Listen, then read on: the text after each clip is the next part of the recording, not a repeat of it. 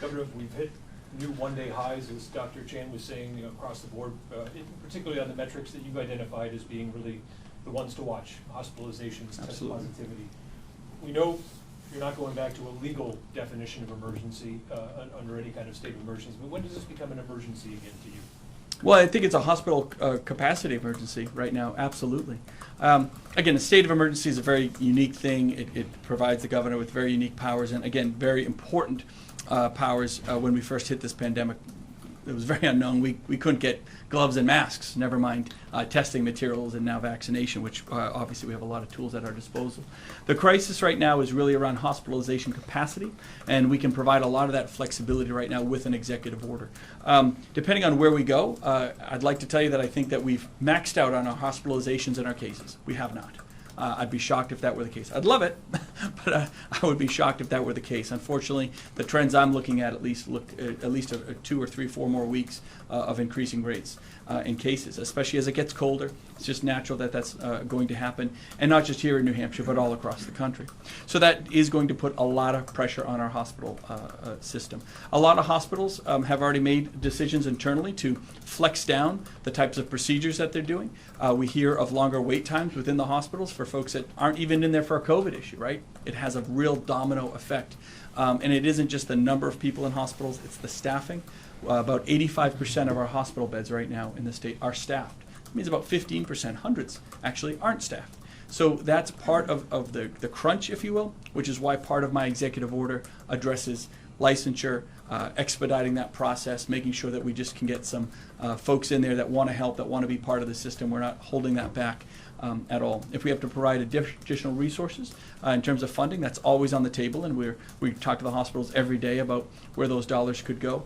But right now, it's not as much about dollars as it is about staffing and flexibility. I do know the federal government, I believe, released their funding today. They have their latest round of funding to healthcare providers. Hundreds of healthcare providers are getting checks, or will be getting checks in the coming weeks from the federal government, which is great. Some of the hospitals will get millions of dollars. That's terrific. But again, it's really about a numbers game right now, and we're just going to provide all the flexibility that we can and help them any way we can. And that's why we took the trip to Kentucky 2 or 3 months ago. We unfortunately anticipated that we might have this. We were able to learn a lot out there, see what worked, what didn't, see how they supplemented their staff, see how they used, whether it was National Guard. We're not at the point where we're using National Guard in our hospitals just yet, but if we had to do that, we could do that, depending on where we go.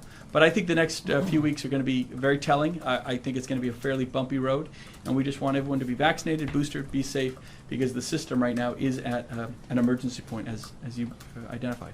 Given that stark reality, what conversations, if any, have you had with the public health team about additional mitigation measures that the state could not just recommend but try to enforce?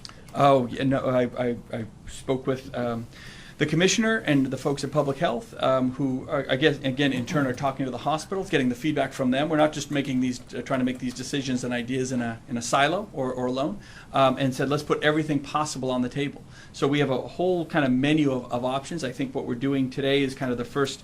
There's a little bit of the low-hanging fruit, as well as a few extra pieces of the more challenging pieces. There's some more that maybe they require legislation. Maybe they require going to the rules committee. I just can't do it with an executive order. Maybe there are things that maybe could go into place but would require a more robust a state of emergency, which, again, we're not really there yet. But again, they're constantly pulling ideas out. Part of this executive order really challenges the Office of Licensure and Certification to bring us their ideas as well, right? They're on the front lines of a lot of this. We've been able to cut down on our backlogs quite a bit. A lot of the applications we get even for nurses, they're not complete, they're not full, so we have to go back. We touch every application, but sometimes it gets to be a backlog because the applicant didn't provide enough information or whatever it might be. So we want to take all aspects of that process, streamline it, and get folks that want to be part of our healthcare system on the floors of those hospitals and doctors' offices. Is a mask mandate something you would have to take to the legislature for rules or something like that? A mask mandate? I mean, it's been about a year since you implemented the last one. Yeah, well, we're not looking at a mask mandate right now, just to be very, very clear. If folks want to protect themselves, the answer is really in that vaccine. A mask mandate affects every community equally. It's a very blanket approach. It's not the end-all, be-all. Utilization of masks is great. It is a big piece of the puzzle. There's no doubt about that. A lot of schools are already implementing those mandates. Some communities are looking at re-implementing those. Some have done so when there are outbreaks or the community transmission is high. So everyone always has the flexibility to do that. From the governor doing it in a statewide mandated standpoint, we're not at that point.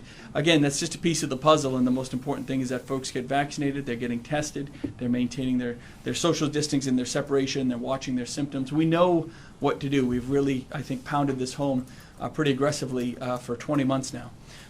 So it's just important that folks understand that, and more than anything, understand COVID is not gone. I know we're all tired of it. Trust me, no one is more tired of COVID than I am, and I'll say that every day for a while, but we have to stay vigilant on it. We really do. It's when we become lax that we see these numbers really start to skyrocket, and there's very few people that are unvaccinated that end up in the hospital and go, gee, I never thought this would happen. They know those risks, unfortunately, and they're real, and they're very severe. It's a very, very tough virus, and those symptoms can be very, very difficult to work through. So we just need to make sure that the hospital capacity is there, the services are there, and the care is there for those that are going through it. And just to be specific, the reason for no mask mandate from the state level, obviously, other than no emergencies, you think it would just be too heavy-handed? At this point, it's not. I wouldn't use. I'm not saying. I did not say the words. It would be too heavy-handed. I'm saying that it's. The why is that, again, it's a piece of the puzzle. There are some communities that might be appropriate. There are some communities that aren't. And again, local control and understanding the community transmission, what's happening in their schools, what's happening in their congregate settings, all of these communities or organizations have the ability to institute those types of controls themselves. And if they find it necessary, they can go ahead for it. If I think we're going to be dealing with high up and down levels of COVID potentially for years, right? So if you start down the path again of just implementing a mask mandate, when do you undo it? It's not just about masks. I know that's an easy thing. It sounds like a nice, quick answer, but at the end of the day, this is about boosters. It's about vaccinations. It's about making sure that we have those other resources available to keep individuals that might be symptomatic and passing this virus on as aware as possible.